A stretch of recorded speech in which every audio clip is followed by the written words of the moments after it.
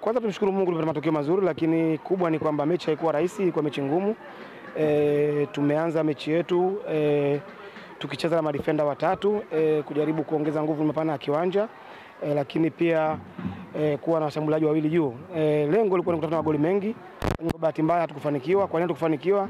Tulikuwa na pesi ya chini sana kipindi cha kwanza, labda kutokana na opponent ambao walivyokuwa wametulazimisha kucheza katika pesi ya chini. Second half tumeweza kubadilisha mfumo mzima na tukajaribu kubadilika.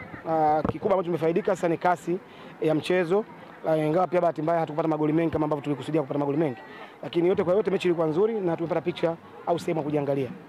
Kwanza tuna faida baadhi ya wachezaji watakuwa wamerejea, lakini pia tuna faida baadhi ya wachezaji pia watapata muda wa kurecover na kufanya mazoezi na wenzao, kwa sababu kuna baadhi ya wachezaji hawakupata muda wa kufanya mazoezi na timu kabisa. Kwa hiyo kuna changamoto nyingi zilizopo kwenye timu yetu kwenye mechi ya leo, lakini pia tunaamini kwamba tunaanza mechi ya ugenini lazima tuwe bora zaidi hivi ambavyo tumekuwa.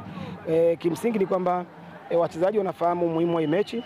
Kwa hiyo kazi yetu kubwa ni kuhakikisha kwamba sisi tunaweza kujipanga vizuri na kupata matokeo mazuri. Tuna faida baadhi ya wachezaji wanarejea, Winnie Gerald atarejea, na uwezekano wa Clara Kuru pia ni mkubwa. Kwa hiyo manake ni kwamba timu itaongezeka nguvu na naamini tutafanya vizuri mechi ya marudiano. Hapana, kwetu sisi mechi ni bila, kwa sababu na ufahamu ubora wa Ethiopia wakiwa kwao. Hata raundi hii wameingia kwa kufungwa mchezo wao wa ugenini na wakabadilisha matokeo nyumbani kwao. Ni wazuri wako nyumbani kwao kubadilisha matokeo. Kwa hiyo kazi yetu sisi ni kuhakikisha kwamba tutapata goli la ugenini, lakini pia tutakuwa wazuri kwenye kudefend. Ni mahodari mno kutengeneza fouls, wanaweza kuzitengeneza na ni mahodari pia kuzitumia. Kwa hiyo tuna kazi kubwa sana ya kufanya kuhakikisha kwamba tunaweza kujizuia vizuri, lakini pia kupata goli kwenye uwanja wa nyumbani.